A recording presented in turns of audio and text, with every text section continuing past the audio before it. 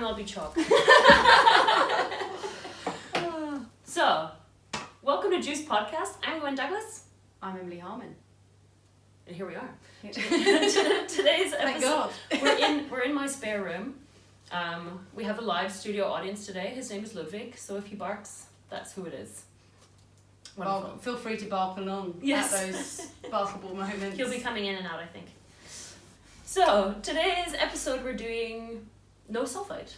Yeah, we both bought a wine each that is made without sulphur, and I think it's quite an interesting topic because it's been a hot topic, hasn't it? I think between people in the trade and also consumers for quite some time now. I guess that was all sort of instigated along with the natural wine movement, but by Isabelle Legeron's Raw Fair, which made it so I don't know, it made sulphur sort of the primary factor in natural wine. I think it's just good because we get asked a lot about what do you think of touch on natural wines, what do you think of natural wines, but you know, is it sulphur, what does that mean? Everybody's got a lot of questions about it. Right, because I think there are just so many different sort of denominations of whether it's Demeter, if it's biodynamic, if it's organic, if it's whatever. There are so many different certifications. No sulfite, low sulfite. Yes. That it becomes sort of, depends where you draw your line in the sand.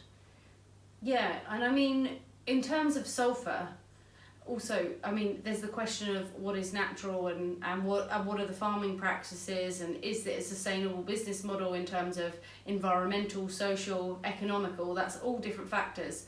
But the sulphur really is just one part of production. Right. For me, I mean, you know, we have to remember sulphur. Why do we use sulphur? Yeah, right. That's maybe my next question is, what does it do in wine? Yeah, so we have two main points of what sulphur does, and the first bit is obviously it's antibacterial. And Ludi's distracting me a little bit, how he's like literally just licking his butthole. Yeah, and just sat right in front of us as well. So yeah, first of all, sulphur is antibacterial. So sulphur is used usually mixed down with water, diluted down in the cellar to clean stainless steel tanks, the floor sometimes, rinsing bottles, all different things to kill any potential bacteria. And to work in a clean space as well. We also need to remember that different forms of sulphur naturally occur in a lot of the foods and drinks that we ingest. Right. We have sulphur in our own body as well. So one, antibacterial, two, oxidative. So it's used to sort of sustain wine for travel. Was that historically the... Yeah, and to protect it. So basically when we add sulphur's heavier than oxygen, so it protects that wine from spoiling. Because as we know, if we leave a bottle of wine open in the fridge... It spoils. It starts to spoil after maybe 3, 5, 14 days, whatever it is for the particular wine. So that's why sulphur is usually added at bottling. Yeah. Obviously, then someone might ask, well, if it's keeping it clean and it's stopping it from spoiling, why would we not add it? So, of course, like anything, you can have too much. Too much of a good thing, you know. And but equally, I think particularly today where wineries are cleaner than ever. Right. And modern technology, the use for sulphur and the amount of sulphur is much less if you're being super hygienic. And that also means not exposing to the wine to oxygen at certain points in the winemaking process up to bottling. Bottling is a very important part actually, because you can oxidise the wine just there. So if you're not working with sulphur, you have to be quite quick and clean in when you're making certain decisions.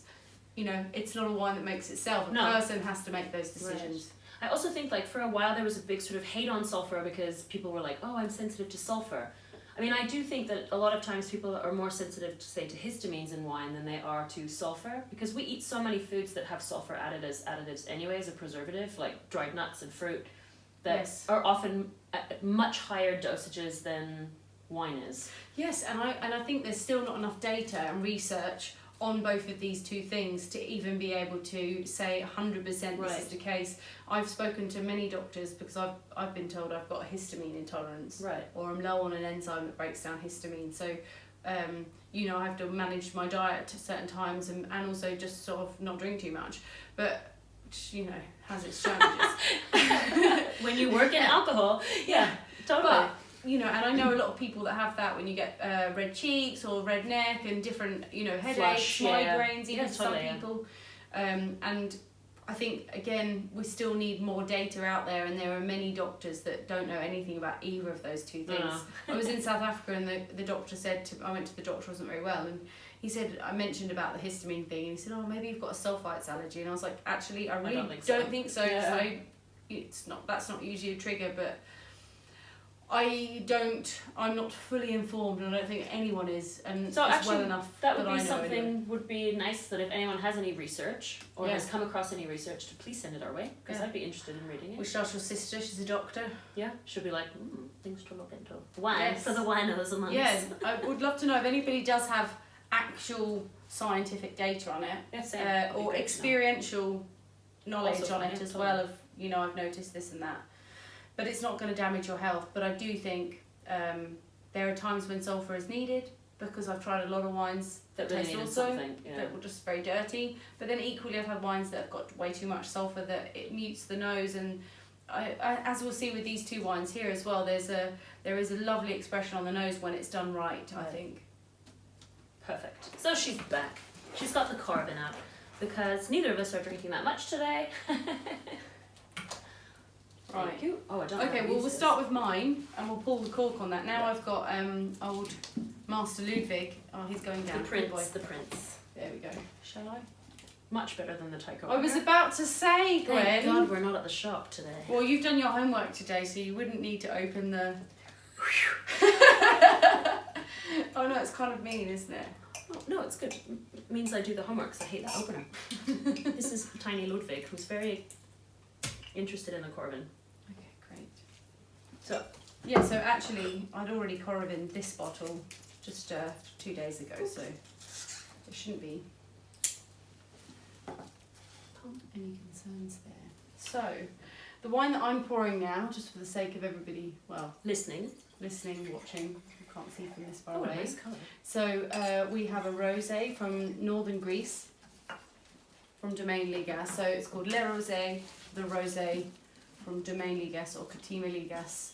So from northern Greece, from mainland Greece, from the area or the region of Pella. So not far from Thessaloniki, it's under an hour away. Slightly more inland, lots of clay soils here. And this is 100% Casino Mavro, which is the name of the grape variety, which is not too dissimilar to Nebbiolo. It's my favourite Greek grape. Yeah. And when I say not too dissimilar to Nebbiolo, when it's made in a red form, even in the rosé you see it, initially it's got quite a savoury nose. It has a meaty kind of for me, truffle, Jerusalem artichoke, and a lot of strawberries here. So you get this lovely red fruit and aromatics, but also this sort of earthiness at the same time.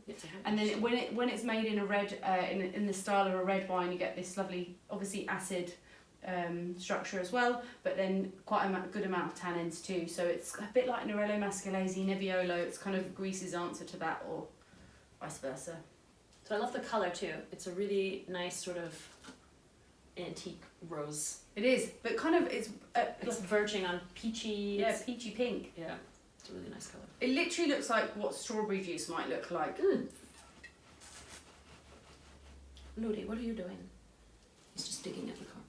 Weirdo. He heard the word truffle. He's looking for truffles. Oh. Yeah, so this wine goes through, well, the grapes are picked. Obviously there's a little period of skin contacts in tank, and then everything spends a bit of time in old barrel just to stabilise the proteins and the tannin. It's unfiltered, unfined, 0 sulphur, so no sulphur added here. But they do that aging, that passage through the wood, just to help that stabilisation, to stop any potential problems in the bottle down the track. For me, this is like pure joy, this wine. What's the alcohol percentage? 13. Yeah. That's delicious. It's very like bright. Yeah, and characterful. Like when you try this wine, for me, there aren't many other rosés that have this much to them. Like there's this lovely flavour and expression, but drinkability at the same time as well. Totally.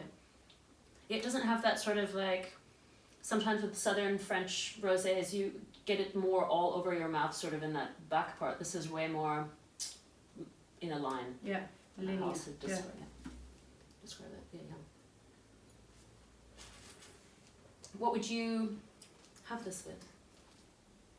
It's a good question. A sunny day. Perfect. Yeah. A rainy day. Yeah. A friend. Yeah. Just being awake. Next to the plant. This is Dr. Phil. Yeah, is it? He's a philodendron. Oh, that makes sense. We give I thought him you all come the in here and side tell him your plants. problems. No, I should. I should. Yeah, I think.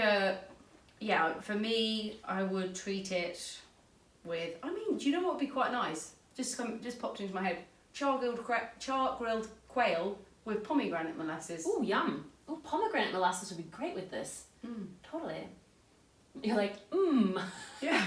Roast chicken with cranberry sauce. Yeah. I even think it could hold up to a salad. Yeah. With a lot of us, because there's enough, there's actually quite a lot of acidity. Salmon, oily fish, something like trout or something. Ooh, trout. Yeah. Ooh, trout. It's been ages since I've had A lot of trout here in Germany as well, isn't there? Especially where we are. Forella. Really? No. I like trout, actually. I do and I don't. I'm a bit scarred from when I went to this trout farm. Did I tell you about that? No. So I went to this trout farm in the UK, in the Cotswolds, in Bybury, this beautiful, picturesque town. Lots of painters and artists have painted this beautiful space. Like it's a little, honestly, it looks like a little place in Lord of the Rings or something. It's in this little valley. Cute. And there's a trout farm there, and I'd heard there was a trout farm, so I was like, oh, I'll be up for a bit of fishing. Do my dad proud. Yeah. Fishing from a fish farm is not quite... That's how I learnt, because my uncle had a man-made lake at his farm that he spent a few years putting trout in. I mean, I don't know if you had the same situation, but it reminded me of being at a fairground and hooking the ducks. No, it wasn't like that. You didn't even cast in, you just put a little bit of bait on, and then you hovered it in front of the trout, hoping that they might Everyone's take a winner! But so then I was like, oh, this will be fun. There were 3 of us, so like I go in, get the trout, and then if you hook it, you have to kill it. You have to take it home with you because they want to cash in on the sales for the fish as well. It's not catch and release then. No, so I was like, oh fuck, okay. I guess that's me for dinner. Yeah, no, so I was like, that's fine. So then he gives you the baton. Fuck, I have to hit it round the head. Okay. Oh, fuck. And I just looked at the guy and he's like, shall I do it? I said, yes, please. And then I was actually there with Renee. Yeah. And he had caught a trout that was double the size of mine. And he's like, yes, I got the biggest one. And I turned and I was like, you realise you've got to kill it now? Yeah. Then he had to kill it and he was there with his son. Oh no. Who was like, saw him, like, 4th attempt, tried to kill this trout. Oh my god. After that, his son just pulled his rod out and was like, I don't want to catch a trout. So then we took these back and cooked them. Yeah. And I remember the guy at the trout place saying, trout's got a really particular taste. So I gave the small one away to the woman who lived next door to the Airbnb. We cooked the big one, who obviously died in stress.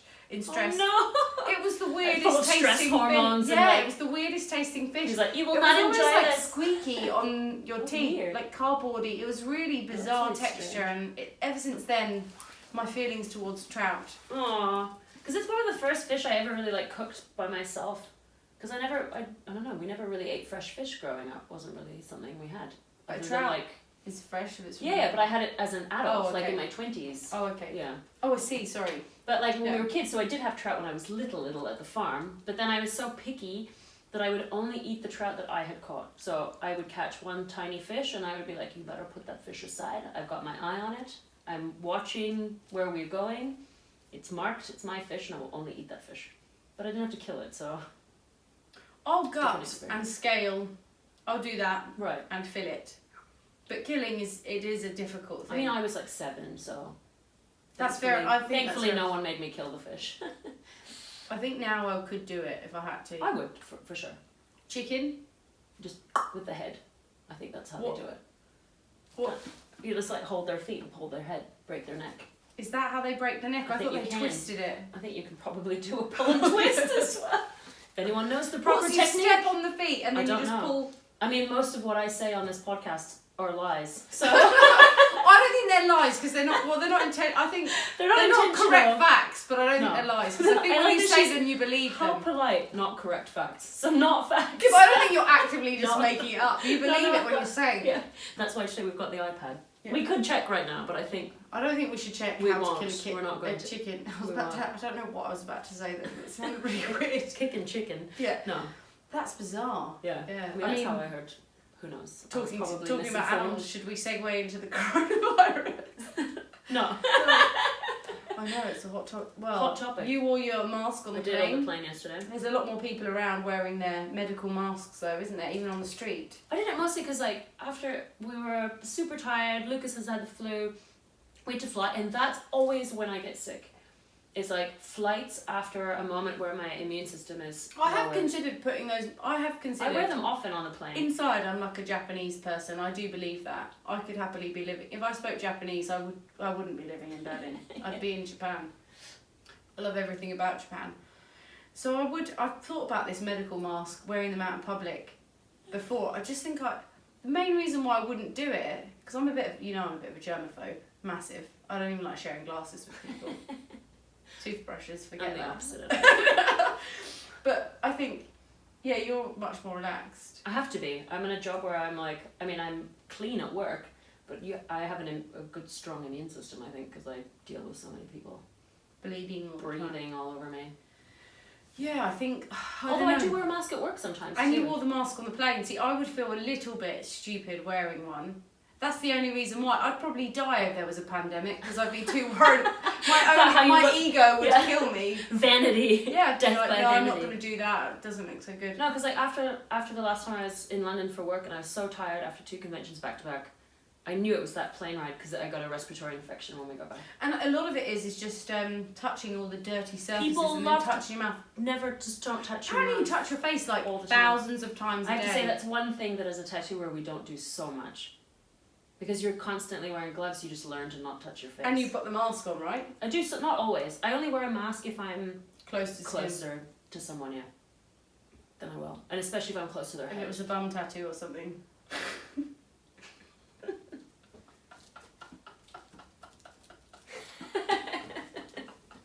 All That's right. a yes, isn't it? I'm bringing this one back in. That's interesting. Yeah, well, I'll be wearing my I don't have a mask to wear on the plane. I don't So. have any here for you. If we were at the shop, I could even have I have some with flowers. I have black ones that could match your outfit. I think a black one's a bit of a fucking stone. If I'm worried about already looking, it's a bit weird if I wear a black match your one. outfit. I know, but people are going to think I'm the Grim Reaper. Mine had like an emoji face on it yesterday. Oh, yours was sweet. You said it was almost like those eye masks. Yeah, with the eye. I did. It was funny because I was wearing those masks because a friend was in hospital recently, and I had to wear the medical masks because they were worried they might be contagious and just to stop the germs or whatever. And somebody who was there, like a mutual friend, said that I looked like a character from. It's a character from the Teenage Mutant Hero Turtles. Ninja Turtles. What did I say? Hero Turtles. I mean, they are They also are heroes. They're also heroes. I'm lying too. What's the name? And it was funny. Is it like the Shredder? rat The Shredder. Yeah. Yeah. So he was like, "Oh, she looks like Shredder." But then I thought, everybody does, not just me. Why is he saying that I look like Shredder? And I got a bit offended at first. I was like, "That's a bit harsh." You're like, what are you saying about my eyes? Well, like, no, do I have, but like, then rat do you know eyes? why? Because I thought it was Krang. You know the little weird brain in the stomach, the creepy, scary thing. I thought he was saying I looked like him. Right? The rat is Shredder. No, the rat is the person with the helmet, almost looks like with a bob, and wears the face mask. It was. Then when I looked at it, I was like, actually, that's really quite accurate. I bet you there are probably many people that have. Krang's the guy that's like Generation X. And he sounds like he's burping the whole time he's talking. Oh man. Okay, what we're gonna do is we'll share a link on our Instagram account in our stories. when this is out, it'll be around. You can DM us if you want the link, but I'm gonna send the link to anybody who wants it of the many voices of Krang. It is like 5 minutes of weirdness. If you're more into weird that, than I've even got what's it. happened here in the last 5 minutes. Generation X. It's really, honestly, sounds like he's burping. So I was like, I'm really offended. It's like, honestly, he's shriveled up little brain. It's That's bizarre. so funny. Anyway, back to Zero Sulphur. Hero Turtles, Ninja Turtles. Ninja Turtles. The Yeah. dog's taking a nap. He's like, Jesus Christ, they're going on. Yeah.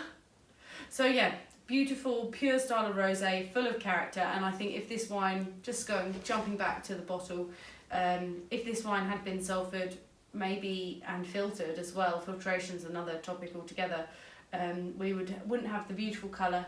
No, This slight totally. cloudiness, Haziness which is I really really pretty. like. I like it too.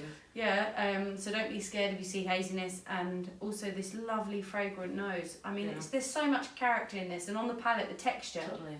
If you were filtering this and sulfuring, you you have that get the softness. same mouthfeel. Yeah, totally. Yeah. You're right. So Very nice example of a no sulfur. I thought you might like this one. Because I do think that sometimes when someone's talking about no sulfur, then they give you something that's like mad funky, and you're like, I think this could have used a pinch.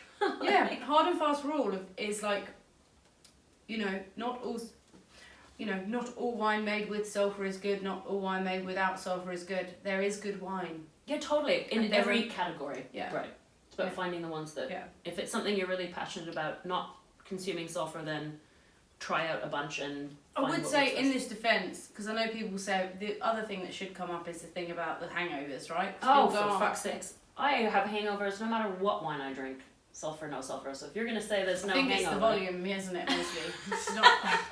No, but it doesn't seem to matter. When I drink 8 bottles of wine, I've got a hangover. It doesn't matter where it's from. I don't find that there's a big difference for me. If anything, I find sometimes if I'm drinking a lot of natural wine, that some of them have higher acidity levels sometimes. Yes, I'm I noticing. would agree So that. then I get actually worse hangovers for the acidity. So it's like, pick your poison. Sometimes I can't drink as many wines that are as acidic. I agree with that. This one's not too acidic. But I think I would say, like if you're drinking a bottle of Jacob's Creek or something. Yeah, of course, yeah. I mean, after a bottle, I'm like, oh my god, like you don't feel well, like you don't feel as well for it. Like this is very, for me, I would say I am probably the same as you, equal hangover, but it's mainly because I usually enjoy these wines more, so I just drink more of them. Yeah. Maybe I should reframe that, because it's also like, I don't think I've had conventional wines like that in a long time. I think even when I am drinking conventional wines... I think we're quite left field, aren't we, really? Because I'm drinking, even if I'm drinking conventional, they're usually very nice producers that are not your factory farmed whatever. So maybe I don't, when I compare those conventional wines to natty wines, I'm not really seeing a difference. Is maybe how I should say that. Interesting. Yeah, and I think in general we handpick. I know you do as well. You're one of the few people I know that goes down to wine shops and picks things out off the shelf as well. Yeah. You are. Yeah, I love doing that. I'll spend ages shop online or whatever. I buy my stuff direct through suppliers, get it delivered to me. But you kind of go around. You're like a treasure hunter looking for wine. But I think we would, even if we buy conventional wine, usually we're looking at high quality wine, which at least means farming practice is good. But yeah. So Gwen, what have you bought us? Let me get my notes out. Would you like to try and use the old... No, I don't want to try. Don't punish me. That's fine. Right, we don't want to break it, do we? No. No. Even though I actually trust you to do this. I'm just going to watch on the film later. So speaking of wine shops, I actually brought this back from Paris, which was a nice little wine shop called Le Lieu du Vin. Le Lieu du Vin. In Paris. And Paris is really a place for low sulphur wines and no sulphur wines as well. So we were sent to this shop by a somm that I know who works in Bordeaux. Her name's Margot. So thank you. The owner of the shop was amazing. So we went yesterday. Everything they have is natural. And we picked up 9 bottles with him that I'm excited to try. So this one is... I'm going to have to look again at of course I didn't write the name of the wine here, just where it's from. It's from Nadia and Christian Charmasson. The region is Tavel. Tavel. I'd like to... Do we know where Tavel is? It's in southern Rhone. It is, the south of France. It's a red and rosé appellation. Yeah, so probably more known for rosé. I mean, one of the best rosés in the world. Right. Eric Pfifferling. Yes, Langlot. Yeah. Oh, so good. So this one is 50% Grenache, 18% Mourvèdre. I can never pronounce that. On the back it says Grenache, Carignan and Syrah. Yes. Okay. There's a little bit of that. And they've snuck the old Mourvèdre off the label. And this one says that it depends on the year. They sometimes use sulfites and they sometimes don't, but this particular year, which is 2014, they did not. Because it says no sulfites on the bottle. Okay. So they are biodynamic, no copper use whatsoever. They only use sulfur on the years that they need. And treatments consist of essential oils and herbal infusions. Because I read earlier that they left Demeter because they didn't feel it was strict enough so they opted for a different certification that's called Nature et Progrès. Okay. Vineyards. I mean, that's very interesting. This also links back to What we Domaine Ligas are doing that too. So they working biodynamically, and they're moving towards permaculture at the moment. So that's that one step further past biodynamics, where you're integrating a whole ecosystem around the vines. So you're allowing plants to grow up in amongst the vines. So sometimes, I mean, so is it things like plants that will give back to the soil certain nutrients that yes, say, or so they might attract a certain insect, which then Right. might kill off a certain pest. So the idea is you're kind of trying to reduce pest humidity as well, all these different things. So you're getting almost like in the same system of creating like a forest, rather than just like one monoculture. So it's actually really interesting. There's some amazing books on this. I think Sowing we the touched on seeds this in a the bit desert. with Alessandra Berra when she was visiting. Yes. Also, the difference of how her vineyard looks compared to other vineyards Yeah. in her area. That she has so many but plants she's not. and insects. She not, doesn't work but with she's- permaculture, but she's I think she's biodynamic. Yes. I think So, but I wonder if with these guys, I mean, with biodynamics, you're anyway using these tinctures, tea, Right, so, yeah. you know, like The horn full of dung and and instead of even using sulphur in the Right. vineyard, because of course we need to use sulphur in the vineyard, or many people need to use it as an antifungal. So after rain, you would spray copper sulphate mix. So that's what they say, they're not Bordeaux even mix. using copper. Yeah, but you can use I import Domaine Ligas and also Jason Ligas's wines from Samos. Right. He uses garlic, so when you ferment garlic, It's it an turns into antibacterial. it's a natural sulphur essentially. So it's an alternative. So you're making natural sulphur. You also get instead. rid of earaches with that, toothaches, garlic, because it's an natural antibacterial. Interesting. Fun. So let's hop into our Tavel. I was told this was very glue, so I'm excited to have a little sniff. It smells good. It's interesting, the nose. I think as well because it's 6 years old. You've got this lovely interplay between really ripe, sort of like almost like plummy, ripe cherry, But there's and then black this, currant and yes, definitely, almost blueberry or yeah, something. I was gonna say blueberry too. That's totally in there. But then you've got this sort of earthiness in the background as well. Yeah, it's giving me a little bit of the memories of your rosé with that meatiness. Yeah. Smells delish.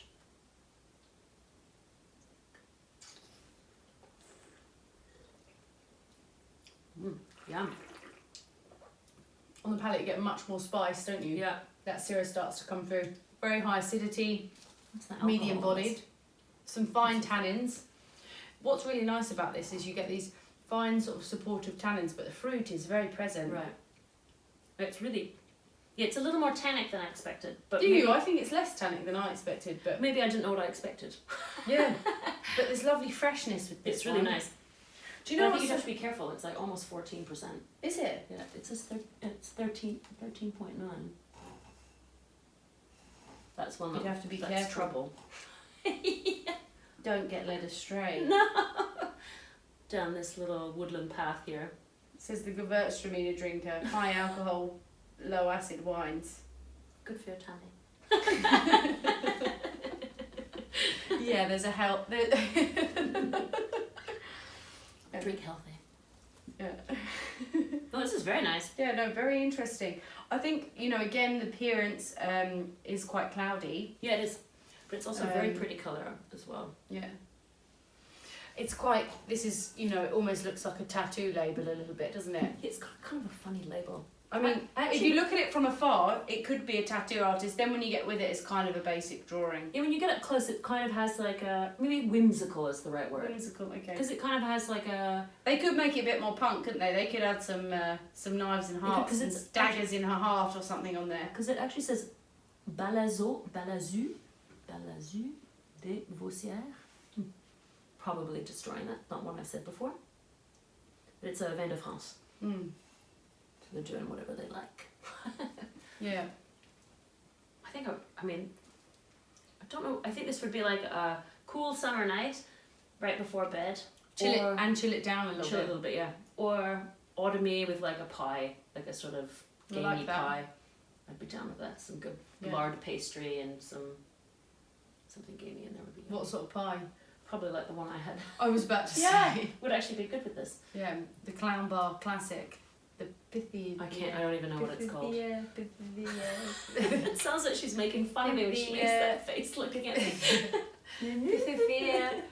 Pithivier. It's I like can't foie say it. gras and Yeah. and duck and a bunch of other very You know, rich I've been things. to Clown Bar maybe 4 or 5 times, and I still haven't eaten that there. Actually, I've had the brains quite a few times. The Lucas- brains are yeah. amazing. Lucas wasn't feeling very good yesterday when we went, and I didn't want to eat the brains alone. The brains you could eat alone. They're amazing. We'll see about that. Gremolata. Next time maybe. Yeah. If I'm a little If you, I mean, braver. also they have not made it like I think as well. More people would eat brains if it didn't Sure. look like brains, because it does come out and you're like, oh my god, that's just a brain on But a it's plate. kind of like when you first get like sweetbreads. You know, the first time I ever ate sweetbreads, That's I was sort of like, I don't foamy want texture. to. I don't want to eat it because I'm afraid of it. And then someone served it to me. Tell me what it was, and I was like, this is delicious. And it's like the meat equivalent of a foam mattress texture. Do you know what I mean? I think it tastes like It's got this KFC most memory of the time. to it. Like you fry it, and it's just like. I mean, delicious. that says everything about the quality. You're probably getting glands when you're eating KFC, aren't you? Probably. The gonads of the chicken. Just tiny chicken gonads. That's all they. Didn't you know, Gwen? That's all they serve at KFC is fried gonads. I've never. I'm like, And really? occasionally there's a toenail or something that somebody finds. One chicken toenail and some gonads. It wasn't that funny all that time, like the news reports about things like that when it was like My favorite. somebody one was, found a finger in a Oh can my of God. Heinz beans, Yeah. and you'd just be like, oh my god, that would be awful, wouldn't it? terrifying. Also, Imagine who like, lost the finger. It's worse for them. I'm not worried about that. I'm just thinking I'd never be able to eat beans again. That'd be a crying shame. My favorite was everyone in England freaking out because they ate horse without being told. The rest of Europe is like, and what? When did that happen? Happened a few years ago. There was Okay. like a big like, oh, they were sneaking horse into our diets without us knowing. I know during World War II it was commonplace to buy horse meat because that was one of the meats that Totally. wasn't rationed, so it was very common for people to eat horse then. I mean, I lived in a lot of countries where eating horses. Austria, they like the horse, don't they? Yeah, Horse Netherlands love the horse. Yeah. Here, they like a bit of horse. The French love a bit of horse. So they were all looking at the UK Horses, like, yeah. what's the? I mean, if you're complaining about what's in your McDonald's hamburger, you should probably be complaining about the list of the other ingredients in there, not the horse. That is true. That is true. Yeah, because it was the, what was it? It was like it said 100% beef, but Well, that wasn't was the actually company like name. it wasn't exactly. So clever. I know the amount of I mean, times like people start get a away with winery and this. just call it sulfite free. Oh my god! But do you know what though? There are some idiotic things in the world. What was it? There was something. I just have to read this out because I saw it on the news today, and I shared it in my story, and it really made me chuckle. Right? I don't know if you saw it already, but I was laughing. Like, coronavirus meaning. Why are people calling disease corona beer virus? Firm speaks out. That was the headline. Oh And I my was just God. like, how can we not even understand? And it also the fact that this virus is a type of coronavirus, like many other viruses that we can contract, that we heal from. But it just made me laugh so much that, and there's all these posts the about only people corona think that it's we- to do with the the beer. beer, I know. It was just like, oh my god, we're such a like an idiotic species I know. sometimes. And like they used to think that it was just that we had a lack of information. Now we have all the information at our fingertips, and we're dumber than ever. Here I we are. know, and all those poor, and on a sad note, all those poor people that are, well, not the poor people, the poor animals, like the pets that have just been like thrown off balconies and stuff What? because if they were scared that, Oh my like, God. you know, you can contract like it's passed human to animal or whatever. Oh yeah. It's Also like, the amount my of God, risk. do your research. Just like these Yeah. people have really invested in their pets, like straight away off the balcony. Not even like just off the balcony. Yeah, Also definitely the amount of wouldn't happen racism here. has been Ludwig really... would probably outlive everybody. Yes. Good little chicken. But Yes. there's also been a lot of racism because of the coronavirus. I know, it's It's been mad. like totally awful. It's like, come on, people. Let's drink good wine. Let's accept that the coronavirus has nothing Not to a do beer with the virus. Corona beer. I bet a Corona beer company is just like, this is a nightmare. Yeah. Or they should just play it to their advantage and make a funny commercial about it. Too bad the Super Bowl was, what, yesterday? What to say, like drink a beer and you'll be cured or something. Something silly. Yeah. But that could be really badly, that could be easily mismanaged. Fine line. Yeah. Where the best jokes Yeah. live, right on Yeah. the fine line. Yeah. So actually this is quite a winner. I'm pretty happy with it. It's actually like softening up the more we drink it. It's not as... So sort of gamey, more savoury notes are starting to come out. Mhm. It's definitely like mellowing out. Yeah, agreed. I think this is definitely more on the natural side for some people. A little bit. I think a lot because of the appearance, but but I like it, but maybe I just don't. I also don't drink that many reds these because of. I love the savouriness in this though. It's almost got this kind of irony, bloody kind of quality to also it. it's mouthfeel because it has a little thickness to it. There's sort of this like visceral. unctuous. Yeah. It's very nice actually. Yeah. But this thing will knock you on your butt, I think, if you drink it too fast. I mean, Gwen, just drink 6 bottles instead of 8. You'll be all right. All right, fair enough. So we're a bit of a fan of the old Zero Sulphur, but it's not a hard and fast rule. We think it's important to know your producers, which makes it really difficult for people exploring, but of course... And I think if you go to nice wine shops, like we did yesterday, to go to a shop that's mostly natural, when we asked, like, I thought he had conventional wines too. When we asked, he said, no, actually, everything I have is natural. Yeah. Then you're already in the right place. Yeah. And ask the people there for advice, because that's what we did.